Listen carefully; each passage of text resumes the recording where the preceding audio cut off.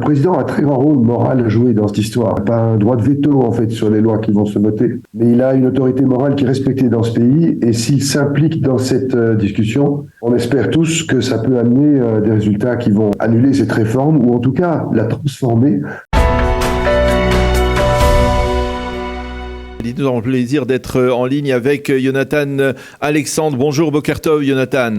Bonjour Daniel, bonjour. Merci d'être avec nous ce matin. Alors, vous faisiez partie hier des quelques, on va dire, 1500, peut-être 2000 participants qui ont manifesté devant la présidence de l'État. Vous n'étiez pas jusqu'à Tel Aviv, mais vous étiez à Jérusalem pour être manifesté devant la présidence de l'État. Alors, quelle était la signification de cette manifestation précisément devant la résidence de Yitzhak Herzog? Alors, d'abord, avec mon expérience de manifestant à Balfour depuis un certain temps, j'aurais plutôt dit 5000 que 1500. Ah bon, ça se discute, selon les manifestants. Sinon, pour le reste, j'étais très, très, très content d'être là. Pour moi, c'était un succès, évidemment, à Jérusalem, mais encore plus à Tel Aviv, et je pense qu'on va en entendre parler plus tard. Donc, je pense que c'est un excellent point. Alors, pourquoi donc s'est-on réunis devant la résidence du président Herzog et pas à Balfour, par exemple, comme on aurait pu aussi? Je pense qu'il y avait beaucoup d'assistance, d'attente de la part du président, de jouer un rôle de médiateur dans cette réforme judiciaire. On l'a vu début de cette semaine, la semaine passée, donc intervenir en disant qu'il essayait de calmer le jeu et demander à tout le monde de mettre de l'eau dans son vin. Et là, je viens de lire juste avant ces nouvelles-ci, il va avoir des contacts avec les trois Réchouillottes, les trois autorités donc exécutives, légales et judiciaires cette semaine, pour discuter de cette réforme. Le président a un très grand rôle moral à jouer dans cette histoire. En fait, il n'a pas, bien sûr, il n'est pas membre de la Knesset, il n'a pas voix au chapitre, il n'a pas un droit de veto, en fait, sur les lois qui vont se voter. Mais il a une autorité morale qui est respectée dans ce pays, et s'il s'implique dans cette discussion, on espère tous que ça peut amener des résultats qui vont, en fait, faire descendre annuler cette réforme, ou en tout cas la transformer peut-être en quelque chose de positif. On n'est pas nécessairement opposé à des réformes judiciaires, c'est clair que on doit pouvoir avancer dans ce domaine-là, mais pas par l'annulation pure et simple, bien sûr, de la possibilité de la Cour suprême d'intervenir dans les lois qui sont votées éventuellement à la Knesset. Alors qu'elle ne l'a pas fait très souvent, comme on l'a vu. Alors, je voudrais avoir votre appréciation sur revenir un peu 2 jours en arrière, par exemple, après la déclaration, l'intervention de la présidente de la Cour suprême, Esther Hayut, et la réaction de Yariv Levin.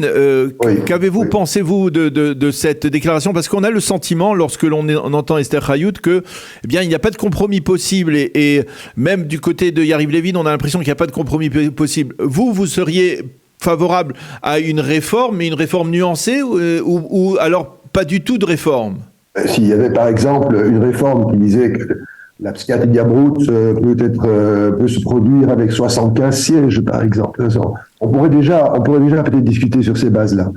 Mais 61 sièges, c'est clair qu'il y a là-dessus, il n'y a pas de discussion possible, c'est tout à fait clair. Imaginez le président de la Cour suprême américaine, si on lui disait que demain matin, les décisions de la Cour suprême peuvent être annulées par simple majorité à la Chambre des représentants aux États-Unis. Évidemment qu'il réagirait de la même manière, c'est tout à fait évident.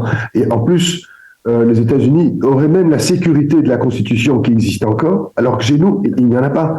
C'est du sans-filet en quelque sorte en Israël, quoi. On travaille avec pas de Constitution, pas de deuxième chambre, simplement une Cour suprême qui a la possibilité d'intervenir sur des lois qui sont votées. Elle n'a pas la possibilité d'abroger les lois, comme on le dit souvent.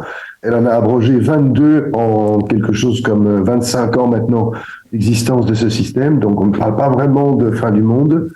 Et voilà que d'un seul coup, on veut absolument tout changer. C'est pas possible. Vous voyez bien que cette réforme va amener beaucoup trop vite, sans aucune discussion. Malgré les propositions de l'opposition, faisons une commission, discutons-en, est-ce qu'on peut avoir éventuellement un dialogue sur le sujet? Absolument rien. Donc c'est comme un rideau de fer qui s'abat sur Israël d'une certaine manière.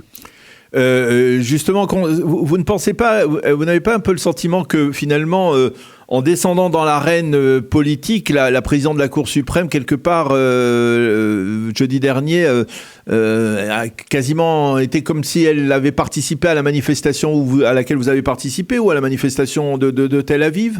En parenthèse, les précédents présidents de la Cour suprême ont participé à la manifestation. Alors bien entendu, elle ne devait pas y participer.